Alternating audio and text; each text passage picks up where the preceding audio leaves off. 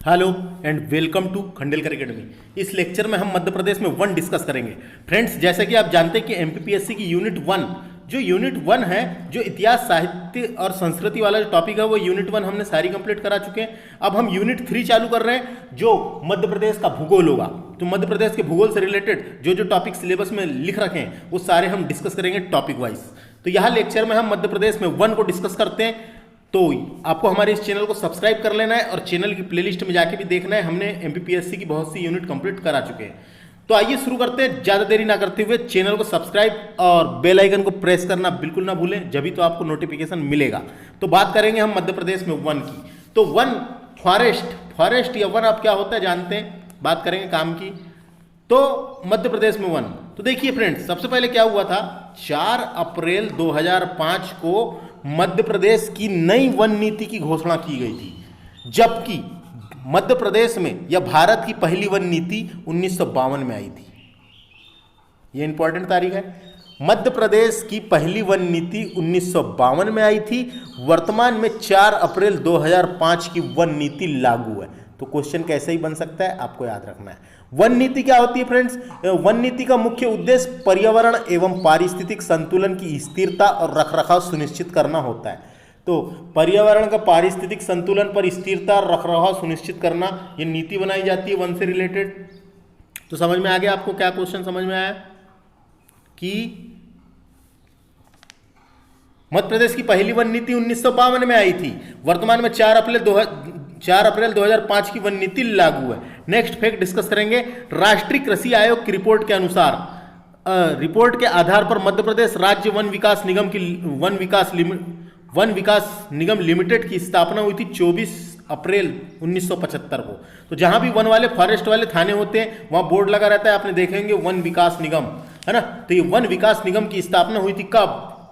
24 जुलाई 1975 को। तो 24 जुलाई 1975 को की गई थी। कंपनी अधिनियम 1956 के अंतर्गत किया गया था। तारीख डायरेक्ट आती है कि मध्य प्रदेश में वन विकास निगम की स्थापना कब की गई थी। तो ये है 24 जुलाई 1975। ये तारीख आपको याद रखना पड़ेगा।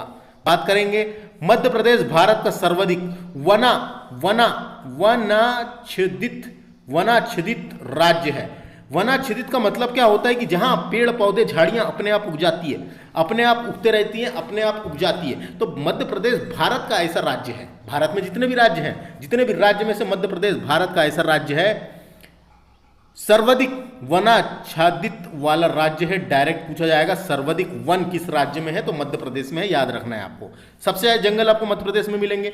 अरुणाचल प्रदेश और छत्तीसगढ़ दूसरे और तीसरे स्थान पर है। तो क्रम भी याद रख सकते हैं। मध्य प्रदेश पहला, अरुणाचल प्रदेश दूसरा, छत्तीसगढ़ तीसरा। सर्वाधिक वन वाले राज्य हैं।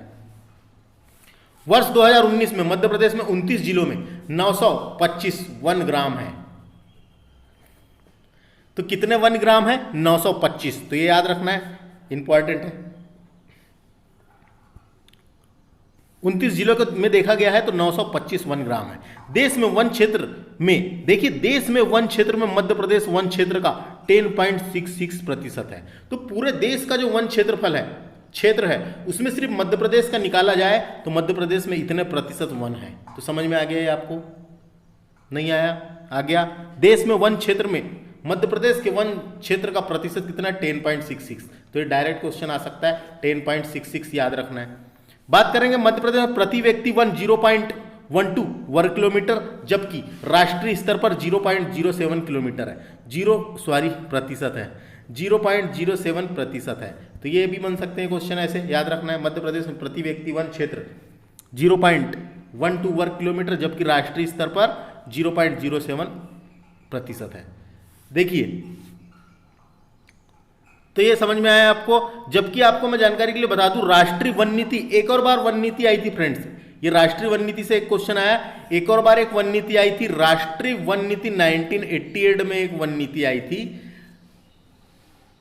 क्या थी वो?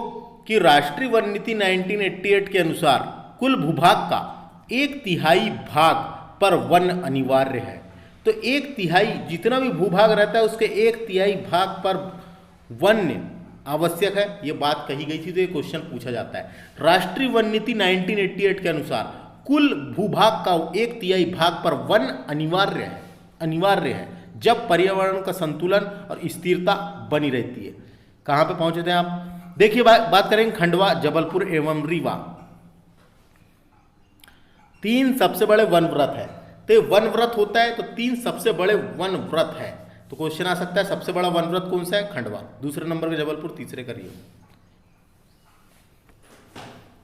सर्वाधिक आरक्षित वन व्रत, सर्वाधिक आरक्षित वन व्रत, वन व्रत तो वन का व्रत तो सर्वाधिक आरक्षित, आरक्षित, आरक्षित जो है, आरक्षित यानी रिजर्व, रिजर्व्ड, रिजर्व्ड। सर्वाधिक रिजर्व्ड फॉरेस्ट कहां पर है? खंडवा में। डायरेक्ट क्वेश्चन आएगा, याद रखना है। जबकि सर्वाधिक संरक्षित, संरक्षित वन व्रत छतरपुर का है।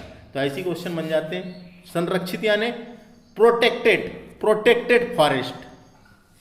ये आरक्षित का मतलब हो गया रिजर्व्ड फॉरेस्ट और संरक्षित का मतलब हो गया प्रोटेक्टेड फॉरेस्ट। तो सर्वाधिक संरक्षित कहाँ पे है? छतरपुर। और सर्वाधिक आरक्षित कहाँ पे? खंडवा में। तो ये याद रखना पड़ेगा, याद रखने से होता है। वनों को प्रशासनिक आधार पर, देखो वनों को कई प्रकार से कई प्रकार में बांटें, लेकिन प्रशासन की बात करेंगे प्रशासनिक आधार पर 3 भागों में बांटा गया है। एक तो है संरक्षित वन, संरक्षित वन यानी प्रोटेक्टेड फॉरेस्ट। दूसरा है आरक्षित वन यानी रिजर्व्ड फॉरेस्ट। और तीसरा है अवर्गीकृत वन यानी अनक्लासिफाइड फॉरेस्ट। तो 3 प्रकार में बांटा गया, तीन रूप में वर्गीकृत किया गया है प्रशासनिक आधार पर। तो ये क्वेश्चन आ सकता है, प्रशासनिक आधार पर पूछेगा तो 3 लगाना है और ये नाम याद रखना है। देखो ये क्वेश्चन आ ही गया वापस। राष्ट्रीय वन नीति, राष्ट्रीय वन नीति 1988 के तहत राज्य में वनों का संयुक्त वन प्रबंधन के तहत लाया गया था। और इसी के अनुसार यह कहा गया था कि 1/3 यही वाली वन नीति 1988 के अनुसार कुल भूभाग का 1/3 भाग पर वन अनिवार्य है। यह बात कही गई थी इस वन नीति में। तो याद रखना है। भारतीय वन प्रबंधक संस्थान, डायरेक्ट क्वेश्चन आता है, इसमें बहुत लोग कंफ्यूज होते हैं। तो वन प्रबंधक संस्थान की बात की गई है ना।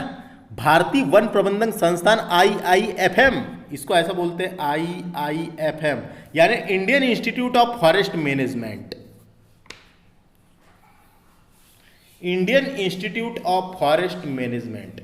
ये स्वीडिश इंटरनेशनल पोल की सहायता से भोपाल में स्थापित किया गया था। ये याद रखना है, स्वीडिश इंटरनेशनल पोल की सहायता से 1982 में भोपाल में स्थापित किया गया था। किसकी सहायता से?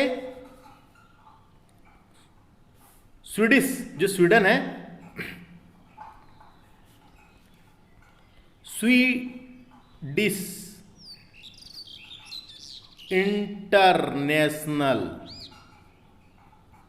पोल की सहायता से 1982 में स्थापित किया गया था। ये तारीख भी आती है 1982, या सन भी पूछा जाता है, स्थापना कब हुई थी। तो इसमें बिल्कुल कंफ्यूज नहीं होना है। ये कहां पर है? भोपाल में। नेक्स्ट क्वेश्चन की बात करेंगे। सबसे इंपॉर्टेंट क्वेश्चन है फ्रेंड्स, यहां से यही क्वेश्चन बनेगा। मध्य प्रदेश में साल बीज का राष्ट्रीयकरण 1975 में किया गया था। तो साल का बीज भी होता है, तो साल बीज का राष्ट्रीयकरण, और राष्ट्रीयकरण करने वाला पहला राज्य मध्य प्रदेश था। तो बहुत सारी चीजों का राष्ट्रीयकरण किया है इन्होंने। वनों का राष्ट्रीयकरण 1970 में कर दिया था मध्य प्रदेश ने। तो 1975 में किसका किया था? 1975 में साल बीज का राष्ट्रीयकरण किया था। तो याद रखना, इंपॉर्टेंट क्वेश्चन है, कभी बनेंगे ऐसे क्वेश्चन। मध्य प्रदेश में लघु वनोपज संघ द्वारा एकलव्य शिक्षा विकास योजना नवंबर 2010 से प्रारंभ की गई थी, है ना। तो ये क्वेश्चन बनेंगे, ऐसे क्वेश्चन बन जाते हैं कई बार। लघु वनोपज संघ द्वारा, किसके द्वारा? एकलव्य शिक्षा विकास योजना। एकलव्य शिक्षा विकास योजना किसने लॉन्च किया था? ऐसा क्वेश्चन बन सकता है। लघु वनोपज संघ द्वारा एकलव्य शिक्षा विकास योजना वनों से संबंधित है। बात करेंगे नेक्स्ट। वनों का 100% राष्ट्रीयकरण करने वाला देश मध्य प्रदेश है। तो मध्य प्रदेश ने सर्वप्रथम 1970 के दशक में। वनों का राष्ट्रीयकरण 1970 के दशक में किया और मध्य प्रदेश देश का प्रथम राज्य था। तो याद रखना ये राष्ट्रीयकरण करने वाला राज्य। वनों का राष्ट्रीयकरण 1970 में किया गया था। तो 1970 में राष्ट्रीयकरण किया गया और ऐसा करने वाला मध्य प्रदेश देश का प्रथम राज्य बन गया। तेंदुपत्ता का भी राष्ट्रीयकरण करा था इनने सर्वप्रथम तेंदुपत्ता का राष्ट्रीयकरण किया था। कब किया था? तारीख इंपॉर्टेंट है, बता रहा हूं मैं आपको। इसने किया था 1970 में। 1970 में ही किया था ना, ये 70 की 70। तो 1970 में सर्वप्रथम तेंदुपत्ता का राष्ट्रीयकरण किया था, याद रखना है। पर्यावरण दृष्टि से एक तिहाई यानी 33% भूभाग पर वन होना अनिवार्य है। ये इंपॉर्टेंट है, 33% भाग पर वन होना अनिवार्य है, बिल्कुल। ये तो ये याद रखना है, यहां से क्वेश्चन ये इंपॉर्टेंट है। ये इससे मैं आपको बताता हूं एक और इंफॉर्मेशन। तो ये फैक्ट तो डायरेक्ट आप याद रखिए, 33% भूभाग पर वन होना अनिवार्य है। एक तिहाई यानी 33% भाग पर वन होना अनिवार्य है, जबकि अपने मध्य प्रदेश में कम है, जो आगे मैं आपको प्रतिशत बताऊंगा। तो मध्य प्रदेश का कुल भौगोलिक क्षेत्रफल कितना है फ्रेंड्स? तो मध्य प्रदेश का क्षेत्रफल है 3,08,252 वर्ग किलोमीटर, जिसमें से 77,522 वर्ग किलोमीटर में वन है। तो ये आ सकता है, डायरेक्ट याद रखना है, जिसमें 77,522 वर्ग किलोमीटर में वन है। तो इतने बड़े क्षेत्र में अपने यहां मिलेगा वन, तो वर्ग किलोमीटर में वन है। मध्य प्रदेश की आर्थिक समीक्षा 2018-19 के अनुसार मध्य प्रदेश में 13.72% वन है। तो मध्य प्रदेश में मात्र इतने प्रतिशत वन है, जबकि अब भी अपन पढ़े थे कि 33% वन होना आवश्यक है। 33% वन होना आवश्यक है। तो समझ में आया आपको, ये कम है। तो कितना है? 13.72% वन है। यह आर्थिक समीक्षा 2018-19 के अनुसार है, याद रखना है। नेक्स्ट डिस्कस करेंगे मध्य प्रदेश में स्ट्रिक्स। तो फ्रेंड्स देखिए, क्वेश्चन इंपॉर्टेंट है। मध्य प्रदेश में स्ट्रिक्स डेंटोकेलस प्रजाति का बांस पाया जाता है, और बांस एक प्रकार की घास होती है। बांस सबसे बड़ी घास होती, घास। तो ये क्वेश्चन बनेगा, मध्य प्रदेश में स्ट्रिक्स डेंड्रोकेलस प्रजाति, डेंड्रोकेलेमस भी बोल सकते हैं इसको, तो डेंड्रोकेलस स्ट्रिक्स प्रजाति का बांस पाया जाता है। और बांस को बंबू भी कहते हैं,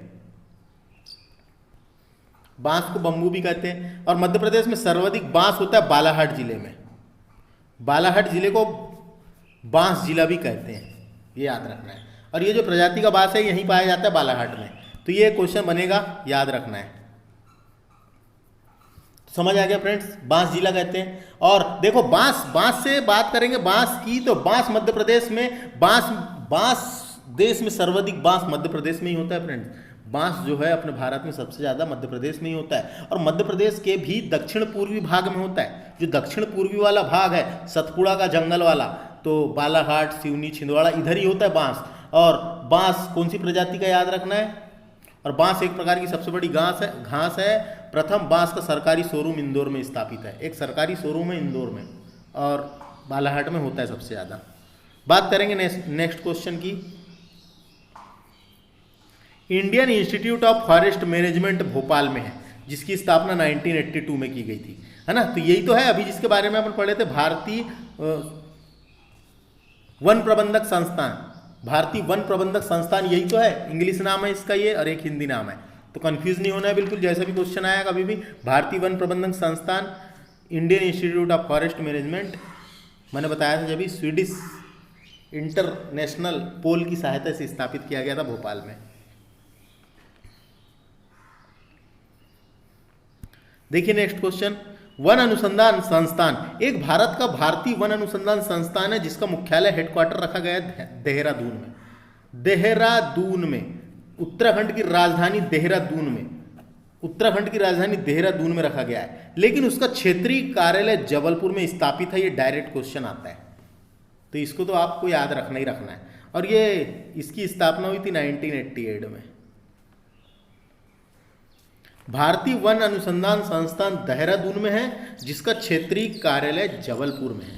तो ये क्वेश्चन आएगा, इसमें बिल्कुल कंफ्यूज नहीं होना। बहुत लोग भोपाल जबलपुर इसमें कंफ्यूज होते हैं, लेकिन ये जबलपुर में है और ये भोपाल में है। सर्वाधिक आरक्षित वन खंडवा में है, इसकी बात किए थे अभी अपन। सर्वाधिक आरक्षित वन कहाँ पर है? डायरेक्ट क्वेश्चन आया, खंडवा में है। खंडवा में आरक्षित का मतलब रिजर्व्ड फॉरेस्ट। उज्जैन वनव्रत में सबसे कम आरक्षित वन है, तो ये इंपॉर्टेंट है। सबसे कम कहाँ पर है? उज्जैन में। उज्जैन में सबसे कम वनव्रत वाला आरक्षित वन यहाँ पे उज्जैन में। अब बात करेंगे नेक्स्ट, यहाँ से इंपॉर्टेंट चालू हो रहा है, वीडियो को ध्यान से देखना है, मैं अच्छी अच्छी जानकारी देने वाला हूँ। तो देखिए फ्रेंड्स, यहाँ पे एक क्वेश्चन इंपॉर्टेंट था जो छूट चुका था। ये मध्य प्रदेश में बालाघाट जिले में राजिक वन महाविद्यालय स्थापित है। वन राजकीय महाविद्यालय, वन राजकीय या वन राजिक महाविद्यालय कहते हैं इसे इंग्लिश में रेंजर कॉलेज के नाम से जाना जाता है। इसकी स्थापना हुई थी 1979 में बालाघाट में। तो ये डायरेक्ट क्वेश्चन पूछ लिया जाता है। तो मध्य प्रदेश के बालाघाट में राजकीय वन महाविद्यालय रेंजर कॉलेज स्थित है। तो जिले का नाम याद रखना है, बालाघाट में। बात करेंगे अब आगे हम। तो देखिए, मध्य प्रदेश वन जीव संरक्षण अधिनियम 1974 में पारित हुआ था। यहाँ क्या लिख रखा है? मध्य प्रदेश वन्य जीव संरक्षण अधिनियम। जबकि देश में सबसे पहले वन्य जीव संरक्षण अधिनियम 1972 में आया था, 1972 में। तो वन्य जीव संरक्षण अधिनियम 1972 में आया था, और उसके बाद क्या होता है, उसके 2 साल बाद मध्य प्रदेश में एक अधिनियम बनाया गया 74 में। तो मध्य प्रदेश वन जीव संरक्षण अधिनियम 1974, लेकिन आपको भारत का पूछेगा तो भारत में जो है वन्य जीव संरक्षण अधिनियम, वन्य जीवों के संरक्षण के लिए एक अधिनियम बनाया गया था जो 1972 में बनाया गया था। और 72 के बाद 1973 में देश का पहला टाइगर बचाओ अभियान, यानी देश का पहला tiger project Jim Corbett national park जो उत्तराखंड में है वहां पे लाया गया था। कब? 73 में। तो ये समझ में आया, देश का पहला टाइगर प्रोजेक्ट जिम कॉर्बेट राष्ट्रीय उद्यान जो उत्तराखंड में है वहां पे लाया गया था। अब बात करेंगे मध्य प्रदेश के संदर्भ में। मध्य प्रदेश में वन जीव संरक्षण अधिनियम 1974 में पारित किया गया, यानी 74 में आया, और 74 में ही टाइगर प्रोजेक्ट लाया गया मध्य प्रदेश में कान्हा नेशनल पार्क में, कान्हा नेशनल पार्क में। तो कान्हा नेशनल पार्क में पहला टाइगर प्रोजेक्ट 1974 में ही लाया गया था। तो कोई दिक्कत इसमें समझ में आ गया, कान्हा नेशनल पार्क में पहला टाइगर प्रोजेक्ट लाया गया। तो जैसा क्वेश्चन आएगा वैसा जवाब देना है। मध्य प्रदेश में वन विकास निगम की स्थापना 24 जुलाई 1975 को की गई थी। ये तारीख इंपॉर्टेंट है, पूछी जाती है। मध्य प्रदेश में सामाजिक वानिकी योजना 1976 में प्रारंभ की गई थी। तो एक योजना बनाई गई थी वनों के लिए जिसका नाम रखा गया था सामाजिक वानिकी योजना। ये 1976 में लाई गई थी, इंपॉर्टेंट है। मध्य प्रदेश के शिवपुरी में प्रादेशिक वन स्कूल स्थापित है। तो एक वन स्कूल के नाम से एक स्कूल स्थापित कर दिया गया शिवपुरी में। तो प्रादेशिक वन स्कूल, ये इंपॉर्टेंट है। वन स्कूल कहाँ पर है? जो बालाघाट में है वो रेंजर कॉलेज है, और ये स्कूल की बात हो रही है तो वन स्कूल शिवपुरी में है। बैतूल एवं रीवा में वन पहरेदार का ट्रेनिंग स्कूल है। तो इंपॉर्टेंट है, देखो बैतूल में है एक और रीवा में। ये वन में जो पहरेदार होते हैं, जंगलों में जो पहरेदारों की ट्रेनिंग होती है, उसका स्कूल है कहाँ पे? बैतूल और रीवा में। मध्य प्रदेश के 52 जिलों को 16 क्षेत्रीय वन मंडलों में विभाजित किया गया है। तो ये आ सकता है कितने में किया गया? 16 क्षेत्रीय वन मंडलों में विभाजित किया गया है। मध्य प्रदेश के उमरिया जिले में लाख बनाने का सरकारी कारखाना है। तो लाख बनाने का सरकारी कारखाना कहां पर है, ये पूछा जाएगा। तो लाख का सरकारी कारखाना उमरिया जिले में स्थापित है। इंपॉर्टेंट है, लाख जो खेतों में निकलती है, खेतों में जो पलसे के पेड़, महुए के पेड़, इसमें लाख लगी रहती है, लाख निकालते हैं, वाली लाख की बात हो रही है। लाख बनाने का सरकारी कारखाना उमरिया में। देखो मध्य प्रदेश के बनमौर औद्योगिक क्षेत्र है, ये भिंड में आता है। तो मध्य प्रदेश के बनमौर में और शिवपुरी में खेर के वृक्ष से, एक खेर नाम का एक वृक्ष होता है, खेर के वृक्ष से कत्था बनाने का कारखाना स्थित है। तो कत्था कैसे बनता है? खेर के वृक्ष से बनता है। तो याद रखना, ये इंपॉर्टेंट है। तो खेर के वृक्ष से कत्था बनाने का कारखाना 2 जगह है मध्य प्रदेश में। एक तो है बनमौर औद्योगिक क्षेत्र जो मुरैना में सॉरी, भिंड में नहीं है फ्रेंड्स, गलत बता दिया मैंने, मुरैना में है, मुरैना। मुरैना में है बनमौर। बनमौर, बनमौर औद्योगिक क्षेत्र मुरैना, और ये शिवपुरी। ये दो जगह है खेर के वृक्ष से कत्था बनाने का कारखाना। तो इंपॉर्टेंट है, याद हो जाएगा आप। ऐसे ही क्वेश्चन पूछ लिए जाते हैं, कत्था बनाने का कारखाना कहाँ पर है, क्या है, ऐसे ही क्वेश्चन बनेंगे, तो आपको याद रखना है। बात करेंगे अब नेक्स्ट फैक्ट की। मध्य प्रदेश में पहली वन नीति कब लाई गई थी? 1972 में लाई गई, फिर 1988 में एक वन नीति लाई गई है। उसके बाद वर्तमान में शुरू में बताया था ना मैंने आपको, वर्तमान में कौन सा अप्रैल था? 4 अप्रैल। वर्तमान में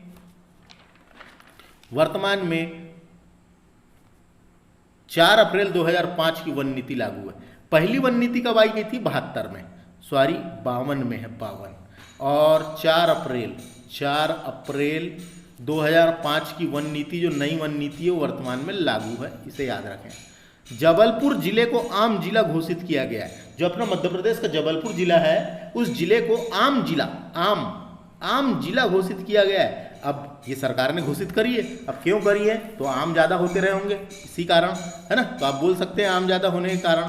तो आम जिला, बिल्कुल कंफ्यूज नहीं होना, जबलपुर है। और आंवला जिला पन्ना, जो पन्ना है, जो हीरो के लिए प्रसिद्ध है, पन्ना जिला मध्य प्रदेश का, वो उसे आंवला जिला घोषित किया गया है। तो ये दो जिलों को ऐसा नाम देके घोषित किया है, तो दोनों जिले इंपॉर्टेंट है, परीक्षा में बन सकते हैं क्वेश्चन।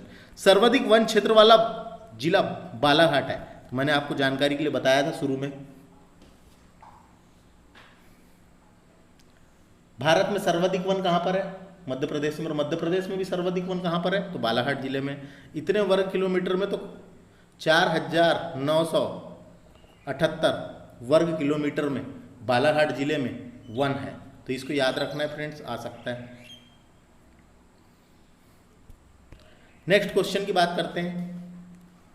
देखिए नेक्स्ट क्वेश्चन, वनीकरण के लिए 1976 में पंचवन योजना शुरू की गई थी। तो वनीकरण यानी वनों का राष्ट्रीयकरण के लिए, है ना, एक योजना बनाई गई थी जिसका नाम क्या था? पंचवन योजना। तो इंपॉर्टेंट है, पंचवन योजना पूछी जा सकती है, 76 में आई थी, याद रखना है, पंचवन योजना। उसके बाद बात करेंगे हम बालाघाट एवं श्योपुर जिला जो है,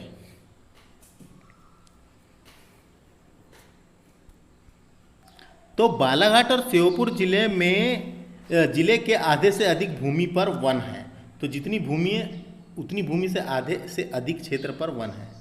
मध्य प्रदेश में इको पर्यटन विकास बोर्ड का गठन शासन द्वारा 12 जुलाई 2005 को किया गया था। तो मध्य प्रदेश शासन ने पर्यटन के क्षेत्र में पर्यटन को बढ़ावा देने के लिए इको पर्यटन विकास बोर्ड का गठन किया गया था। 12 जुलाई 2005 को किया गया था। तारीख इंपॉर्टेंट है फ्रेंड्स, याद रखना है। देखिए मध्य प्रदेश में जो है मध्य प्रदेश में अभी तक तीन बायोस्फीयर रिजर्व सेंटर है। बायोस्फीयर रिजर्व सेंटर है, 3 है मध्य प्रदेश में। अब वर्तमान में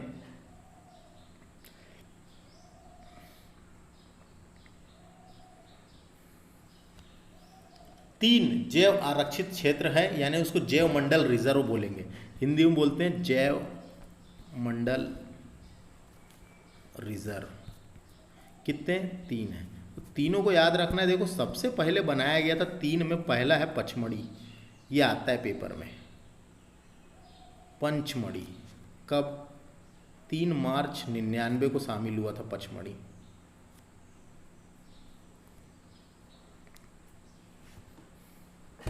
दूसरे वाले का नाम है अचानक मार, इसी को बोलते हैं अमरकंटक। ये कब हुआ था? 30 मार्च। सन आता है, वैसे पूरी तारीख नहीं आती। 30 मार्च 2005। तो 2 हो गए, पहला था पचमढ़ी, दूसरा था अमरकंटक, और तीसरा है पन्ना। 25 अगस्त 2011 को पन्ना शामिल हुआ है, 2011 को। और पन्ना को ही 2020 में, पन्ना को ही 2020 में यूनेस्को ने world network of biosphere reserve की सूची में शामिल किया है। तो डायरेक्ट पूछेगा किसने किया, यूनेस्को। यूनेस्को का मुख्यालय पेरिस में है और यूनेस्को ने विश्व धरोहर की सूची में यानी world network of biosphere reserve की सूची में शामिल किया है पन्ना को। तो कोई दिक्कत, समझने वाली बात है फ्रेंड्स इसको, है ना। मध्य प्रदेश में 3 है, पहला पन्ना पहला पचमढ़ी हो गया, दूसरा अमरकंटक और तीसरा है वर्तमान वाला पन्ना। पूरे भारत में 18 बायो रिजर्व हैं, बायो स्पेयर रिजर्व पूरे 18 है। पहले नंबर का नीलगिरी था और वर्तमान जो 18वें नंबर का बना है वो पन्ना है। तो समझ में आ गया friends, 3 biosphere reserve centre है मध्य प्रदेश में। पहला कौन सा था, पहला था पचमढ़ी, दूसरा अमरकंटक, तीसरा पन्ना। और पन्ना को यूनेस्को ने 2020 में शामिल किया है अपनी कौन सी इसमें नेटवर्क ऑफ बायोस्फीयर रिजर्व की सूची में। बात करेंगे हम नेक्स्ट फैक्ट की। मध्य प्रदेश में प्रदूषण नियंत्रण के लिए पर्यावरण नियोजन एवं समन्वयन संगठन इफ्को की स्थापना की गई थी। कब, 5 जून 1981 को। तो तारीख आती है पेपर में, इंपॉर्टेंट है। 5 जून 1981 को एप्को ईपीसीओ की स्थापना की गई है। इसका मुख्यालय राजधानी भोपाल में है, याद रखना है। बात करेंगे नेक्स्ट फैक्ट की। तो समझ में आ गया आपको, ईपीसीओ एप्को की स्थापना कब की गई थी, 5 जून 1981 को, पर्यावरण दिवस के दिन। इसका मुख्यालय जो है राज्य की राजधानी भोपाल में है। पर्यावरण नीति के निर्धारण एवं उसके क्रियान्वयन के लिए पर्यावरण नियोजन की स्थापना की गई थी। बात करेंगे आपदा प्रबंधन संस्थान।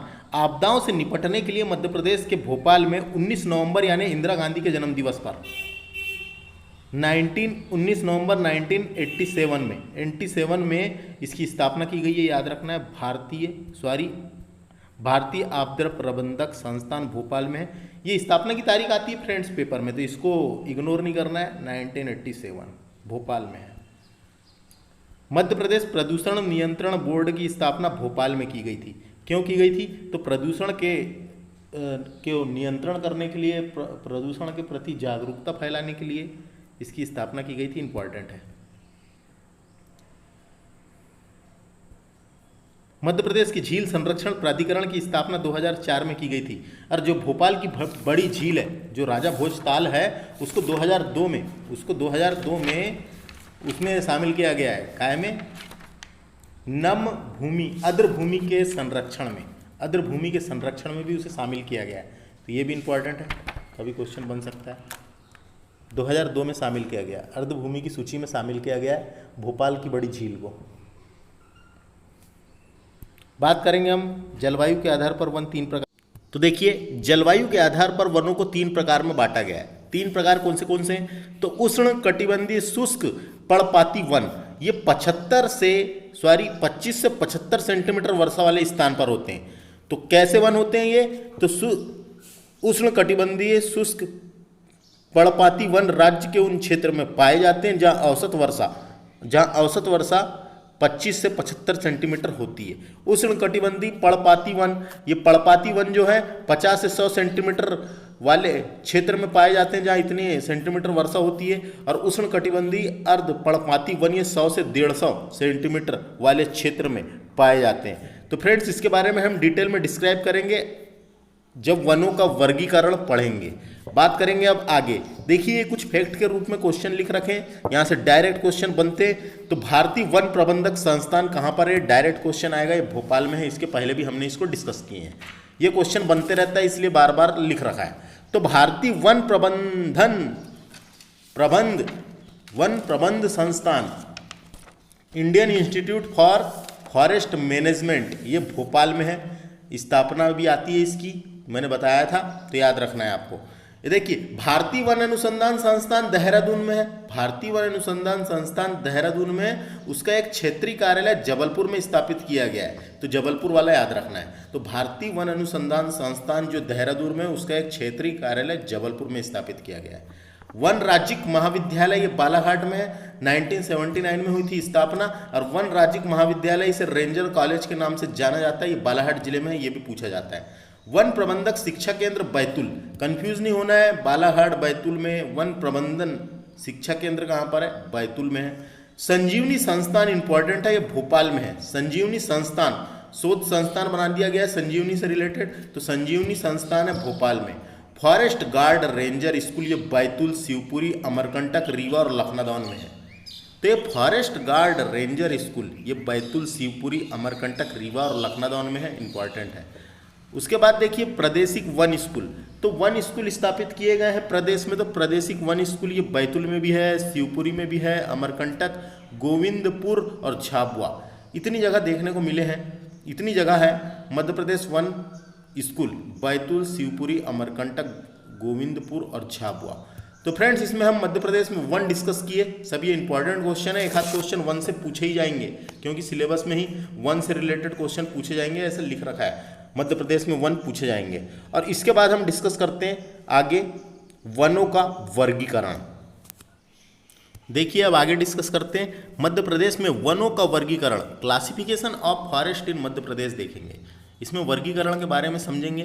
तो मध्य प्रदेश में वनों का वर्गीकरण, तो वनों से अभिप्राय क्या है, तो वन क्या होते हैं? तो वनों से अभिप्राय ऐसे व्यापक क्षेत्र से है जो वृक्षों से पूर्णता आच्छादित होते हैं और वहाँ पर्यावरण के साथ साथ उन क्षेत्र की संपूर्ण जैविक क्षमता में सुधार व उनके विकास करता है। मध्य प्रदेश वन संपदा की दृष्टि से समृद्ध राज्य है जहाँ विभिन्न प्रकार के वन, वन्य जीव एवं प्राकृतिक संसाधन पाए जाते हैं। मध्य प्रदेश भारत का सर्वाधिक वनाच्छादित राज्य है, यानी सर्वाधिक वन वाला राज्य है। भारत में वन क्षेत्र का प्रतिशत कितना है? 24.39%। तो भारत में वन क्षेत्र का जो प्रतिशत है वो कितना है? 24.39%। लेकिन जबकि मध्य प्रदेश में 3.72 है, ये 13.72% है। और हमने इसके प्रीवियस वीडियो में यानी पहले पढ़े हैं हमने कि 1/3 वन यानी 33% वन होना आवश्यक है। तो इतना परसेंट है फ्रेंड्स अपने मध्य प्रदेश में वन। मध्य प्रदेश में वनों का क्षेत्र का वर्गीकरण देखते हैं तो गैर वन क्षेत्र होता है, गैर GAUR गैर नाम का एक एनिमल भी होता है, आप जानते होंगे, तो उसके नाम पे एक क्षेत्र का नाम रखा गया गैर वन क्षेत्र। ये 72.84% है। यानी सबसे बड़ा क्षेत्र कौन सा है? गैर वन क्षेत्र का है जो 72.8% है। कान्हा नेशनल पार्क और बहुत सारे जंगल इसके अंदर आते हैं। उसके बाद खुले वन कितने हैं? तो 11.77% खुले वन है। मध्य सघन वन कितने हैं? तो 11.22% ये है। अति संघन वन कितने हैं? अति संघन वन 2.13% है। और झाड़ियाँ देखा जाए तो 11.77% है। तो इसको आप एक बार देखना है, बस आगे चलते हैं।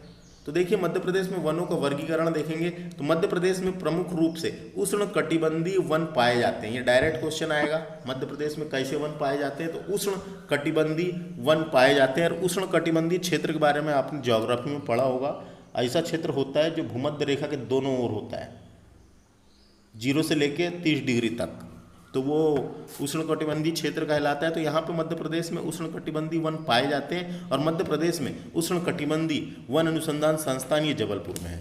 तो ये क्वेश्चन कभी पूछेगा तो उष्णकटिबंधीय वन अनुसंधान संस्थान जबलपुर में है, जिन्हें 4 भागों में वर्गीकृत किया गया है। देखो जलवायु के आधार पर वनों का वर्गीकरण की बात की जाए तो जलवायु के आधार पर 3 भागों में वर्गीकृत किया गया है। कैसे? एक उष्णकटिबंधीय पर्णपाती वन, दूसरा उष्णकटिबंधीय अर्ध पर्णपाती वन और तीसरा है उष्णकटिबंधीय शुष्क पर्णपाती वन। तो देखो ये बिल्कुल कंफ्यूज नहीं होना है इसमें, ये पर्णपाती है, ये अर्ध पर्णपाती है और ये शुष्क पर्णपाती है। तो ये 3 प्रकार में बांटा गया है। प्रादेशिक आधार पर वनों का वर्गीकरण देखा जाए तो प्रादेशिक आधार पर देखा जाए तो विंध्य कैमूर श्रेणी, विंध्य कैमूर श्रेणी जो है वहाँ पे जो जंगल है, जो वन है, उसको एक ये देखा जाएगा। सतपुड़ा मैकल श्रेणी ये दूसरे नंबर में। और मुरैना शिवपुरी पठार क्षेत्र जो मध्य भारत का पठार है, मुरैना शिवपुरी पठार क्षेत्र, तो प्रादेशिक आधार पर 3 भागों में वर्गीकृत किया गया है। तो इसको भी याद रखना है। अब प्रजाति के आधार पर देखा जाए वनों का वर्गीकरण तो एक साल वन होते हैं, सागुन के वन आप जानते हैं, और मिश्रित वन, 3 प्रकार से बांटा गया है। प्रशासनिक आधार पर देखा जाए तो 3 भागों में बांटा गया है। प्रशासनिक आधार पर तो प्रशासन ने बांटी है इसको, प्रशासनिक शासकीय आधार पर बोल सकते हैं या प्रशासनिक आधार पर। तो एक होता है संरक्षित वन, ये संरक्षित वन यानी प्रोटेक्टेड फॉरेस्ट, जो प्रोटेक्ट होता है, जिसमें अभ्यारण्य शामिल होते हैं, शासन के नियम होते हैं लेकिन कम होते हैं। एक आरक्षित वन होता है जिसे रिजर्व्ड फॉरेस्ट कहते हैं, इसमें राष्ट्रीय उद्यान आ जाते हैं और यहाँ पे नियम कानून अत्यंत कठोर होते हैं, यानी टोटल रिस्ट्रिक्टेड एरिया होता है। कौन सा? रिजर्व फॉरेस्ट, है ना। पशु चारण की अनुमति भी नहीं होती इसमें, टोटल रिस्ट्रिक्टेड एरिया में। और ये अवर्गीकृत वन यानी अनक्लासिफाइड फॉरेस्ट, प्रशासन का ध्यान थोड़ा सा कम होता है इसमें, तो ये याद रखना है। जलवायु के आधार पर वनों का वर्गीकरण देख लिया हमने, तो उसी को फिर से एक बार देखना है। 3 प्रकार के होते हैं, बात किए थे। उष्णकटिबंधीय पर्णपाती वन, तो ये कितना है? तो सबसे ज़्यादा ये परसेंटेज 86.65%। दूसरा है उष्णकटिबंधीय अर्धपर्णपाती वन, ये थोड़े कम है 8.97%। उष्णकटिबंधीय शुष्क पर्णपाती वन, ये उससे भी कम है 2.38%। तो ये प्रतिशत देख सकते हैं आप यहाँ से। अब इन्हीं के बारे में डिटेल में लिख रखा है, तो इसको ध्यान से पढ़ेंगे। उष्णकटिबंधीय शुष्क पर्णपाती वन क्या होता है? तो उष्णकटिबंधीय शुष्क पर्णपाती वन राज्य के उन क्षेत्र में पाए जाते हैं जहाँ औसत वर्षा 50 से 100 सेंटीमीटर के मध्य होती है। ये वन मध्य प्रदेश के कुल वन क्षेत्र का 86.65% भूभाग में विस्तृत है। इन वनों का विस्तार सागर, जबलपुर, उज्जैन, खंडवा, खरगोन में पाया जाता है। इसमें मुख्यतः सागून, शीशम, नीम, पीपल आदि वृक्ष आते हैं। तो ये सब वृक्ष आते हैं उष्णकटिबंधीय शुष्क पर्णपाती वन में, तो ये देखना है इसको। अब बात करेंगे उष्णकटिबंधीय अर्ध लगा हुआ है यहाँ पे, अर्ध पर्णपाती वन। ये वहाँ पाए जाते हैं जहाँ 100 से 150 सेंटीमीटर के मध्य वर्षा होती है। ये वन मध्य प्रदेश के कुल क्षेत्रफल का कम है, 8.97% भूभाग पर विस्तृत है। इस वन का विस्तार जिले का नाम दिया है मंडला, बालाघाट, सीधी, शहडोल, डिंडोरी, उमरिया, अनूपपुर में पाया जाता है। इसमें मुख्यतः साल होते हैं। देखिए बांस आ गया है यहाँ पे, बालाघाट की तरफ बांस, महुआ, बीजा और हर्रा होता है एक, इनके वृक्ष पाए जाते हैं। ये कटीले वन की बात की गई है, उष्णकटिबंधीय कटीले वन। कटीले वन ग्वालियर, भिंड, मुरैना तरफ मिलते हैं। तो उष्णकटिबंधीय कटीले वन राज्य के उन क्षेत्रों में पाए जाते हैं जहाँ औसत वर्षा कम होती है। तो कम कहाँ होती है? तो 25 से 75 सेंटीमीटर के मध्य होती है भिंड तरफ। ये मध्य प्रदेश के कुल क्षेत्रफल का 2.38% भूभाग पर है। वनों का विस्तार देखो, श्योपुर तरफ है, शिवपुरी, भिंड, मुरैना, रतलाम, टीकमगढ़, दतिया में पाया जाता है। इसमें बबूल, काई की कांटे वाले की बात हो रही है, कटीले वन, बबूल, शीशम, हर्रा, पलास आदि वृक्ष पाए जाते हैं। देखिए प्रादेशिक आधार पर वनों का वर्गीकरण, तो विंध्य कैमूर श्रेणी जो है, विंध्यांचल वाली और कैमूर की जो श्रेणी है, ये हम श्रेणी पढ़ेंगे, पर्वतमालाएं पढ़ेंगे, उसमें देखेंगे। ये वन विंध्य कैमूर श्रेणी के विरल वन के रूप में विस्तृत है, जो दमोह तथा सागर जिले में पाए जाते हैं। सतपुड़ा मैकाल श्रेणी के बारे में आप जानते होंगे, इस वन क्षेत्र में सर्वाधिक वन पाए जाते हैं। यह वनों का विस्तार सतपुड़ा मैकाल श्रेणी के अंतर्गत सिवनी, छिंदवाड़ा और जबलपुर जिले में आता है। मुरैना, शिवपुरी का पठार, यह इस क्षेत्र में सर्वाधिक कटीले वन व झाड़ी युक्त वन पाए जाते हैं। कभी पूछा जाएगा, याद रखना है। मुरैना, शिवपुरी के पठार तरफ यानी मध्य भारत के पठार तरफ कटीले और झाड़ी युक्त वन पाए जाते हैं। इन वनों का विस्तार शिवपुरी, भिंड, मुरैना में है। प्रजाति के आधार पर देखेंगे, साल वन की बात करेंगे तो साल के बारे में तो आप जानते ही होंगे। साल वन मध्य प्रदेश के कुल, तो ये उष्णकटिबंधीय अर्धपर्णपाती वन के वृक्ष है। मध्य प्रदेश के पूर्वी भाग मंडला, जबलपुर, उमरिया, सीधी, मंडला यहाँ पाए जाते हैं शहडोल तरफ। और राज्य के कुल वन क्षेत्र का 4.15% भाग में साल के वन पाए जाते हैं। तो साल का एक पेड़ होता है, आप जानते होंगे। तो वही मध्य प्रदेश के कुल वन का, वन व्रत का कितना % है, याद रखना है। सरकार द्वारा व्यापारिक अधिकार वाली उपज साल के बीज है। सरकार द्वारा व्यापारिक अधिकार वाली उपज साल के बीज है। तो साल वाला याद रखना है, कहाँ कहाँ पाए जाते हैं। बात करेंगे अब सागुन की। सागुन को जानते होंगे आप, सागुन को हरा सोना भी कहते हैं। राज्य के कुल वन व्रत का कितना % है, सागुन वन पाया जाता है। तो ये उष्णकटिबंधीय पर्णपाती वन वृक्ष है, जो मध्य प्रदेश के दक्षिण पूर्वी होशंगाबाद हो गया, बैतूल, दमोह, छिंदवाड़ा, छतरपुर, पन्ना जिले में पाए जाते हैं। राज्य के कुल इसका 19.36% भाग पर सागुन वन फैला हुआ है। सागुन वनों की सर्वाधिक सघनता देखा गया है होशंगाबाद में। होशंगाबाद ये याद रखना है, होशंगाबाद ये आता है पेपर में। सागुन वनों की सर्वाधिक सघनता होशंगाबाद के बोरी घाटी का नाम सुना होगा आपने। बोरी अभ्यारण्य भी है वहाँ पे एक, बोरी घाटी वन क्षेत्र में पाया गया है। तो ऐसे क्वेश्चन आ जाते हैं। सागुन वन की सर्वाधिक सघनता होशंगाबाद के बोरी घाटी वन क्षेत्र में पाए जाते हैं। तो इससे समझ में आ गया। मिश्रित वन की बात करते हैं। ये उष्णकटिबंधीय मिश्रित वन है जो मध्य प्रदेश के बालाघाट, बैतूल, जबलपुर, सिवनी, मंडला, सागर, दमोह, भोपाल में पाए जाते हैं। मध्य प्रदेश के कितना परसेंट है ये? तो 58.49% भाग में मिश्रित वन है। प्रशासनिक आधार पर देख लेते हैं, अब इंपॉर्टेंट है। तो देखिए, एक होता है आरक्षित वन। आरक्षित यानी रिजर्व्ड फॉरेस्ट। तो ये रिजर्व फॉरेस्ट, ये वन राज्य सरकार के प्रत्यक्ष पर्यावरण में रहते हैं। ये वनों में लकड़ियों के एकत्र मवेशियों को चराने के लिए लोगों का प्रवेश वर्जित होता है, यानी वर्जित होता है। यहाँ के नियम कानून अत्यंत कठिन होते हैं, है ना। इसके नियम कानून अत्यंत कठिन होते हैं। टोटल रिस्ट्रिक्टेड एरिया होता है ये। पशु चारण की अनुमति भी नहीं रहती, है ना। तो ये इतने क्षेत्र में है। राज्य के कुल क्षेत्र का 65.36% है। मध्य प्रदेश में सर्वाधिक आरक्षित वन क्षेत्र खंडवा है, ये पूछा जाएगा। वन व्रत है, खंडवा वन व्रत है, जबकि न्यूनतम छतरपुर वन व्रत है। तो ये दोनों याद रखना। सर्वाधिक आरक्षित वन व्रत कौन सा है? खंडवा। और न्यूनतम कौन सा है? छतरपुर। संरक्षित वन की बात करेंगे। संरक्षित वन यानी प्रोटेक्टेड एरिया। यहाँ से एक बात याद रखें, ये जो आरक्षित क्षेत्र है इसमें नेशनल पार्क आ जाते हैं फ्रेंड्स। अत्यंत नियम कानून कठिन होते हैं। टोटल रिस्ट्रिक्टेड एरिया होता है, इसमें आ जाता है क्या? नेशनल पार्क वगैरह। बात करेंगे संरक्षित वन की। जो संरक्षित वन जो होता है ये प्रोटेक्टेड एरिया होता है, इसमें अभ्यारण्य आते हैं। शासन के नियम होते हैं लेकिन कम होते हैं इसमें। ये सिर्फ टोटल रिस्ट्रिक्टेड नहीं होता, सिर्फ रिस्ट्रिक्टेड एरिया होता है। देखो, ये राज्य सरकार के पूर्णतः नियंत्रण में रहता है, परंतु स्थानीय लोग ईंधन के लिए लकड़ी और मवेशियों को चराने की अनुमति होती है। तो यहाँ पे चरा भी सकते हैं, कम होते हैं, बोला ना मैंने। शासन के नियम कानून थोड़े कम होते हैं। राज्य के इतने परसेंट है, राज्य में कुल वन क्षेत्र का, ये इंपॉर्टेंट है, 3.84%। अवर्गीकृत वन यानी अनक्लासिफाइड फॉरेस्ट। प्रशासन का ध्यान कम होता है, यहाँ पे ध्यान बहुत कम होता है। अनक्लासिफाइड फॉरेस्ट, अवर्गीकृत वन क्षेत्र में वृक्षों को काटने, मवेशियों को चराने में कोई प्रतिबंध नहीं होता, चरा सकते हैं बिंदास। और राज्य में ये इतने परसेंट पाया जाता है, वर्गीकृत है। राज्य के कुल क्षेत्र का बहुत कम है, 1.8% है। तो इसको वाले लेक्चर को एक बार देख लेना है। देखने के बाद समझ में आएगा आपको क्या क्वेश्चन इंपॉर्टेंट है। क्वेश्चन बन भी सकते हैं, नहीं भी बन सकते। हमने इसके पहले वन डिस्कस किए और इसमें वनों का वर्गीकरण डिस्कस किए। तो वर्गीकरण से अगर क्वेश्चन बनेंगे तो ठीक है, देखते हैं। अब बात करेंगे इसके बाद वाला टॉपिक जिसका नाम है मध्य प्रदेश में वनोपज। वनोपज को डिस्कस करते हैं नेक्स्ट लेक्चर में। सिलेबस के अकॉर्डिंग मध्य प्रदेश का भूगोल पूरा कंप्लीट कराया जाएगा। आप बने रहें हमारे चैनल पर। धन्यवाद।